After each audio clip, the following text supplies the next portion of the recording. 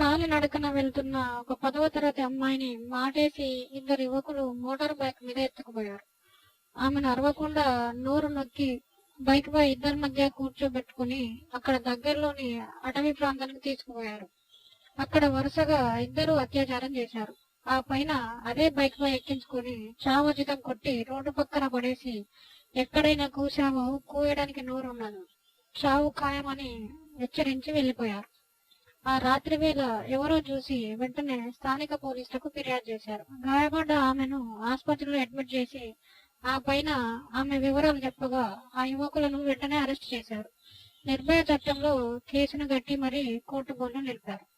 ఈ దారుణ సంఘటన ఒడిశా రాష్ట్రంలో కొండవాల్ జిల్లాలో బల్లివాడ పోలీస్ ఠాణా పరిధిలో జరిగింది.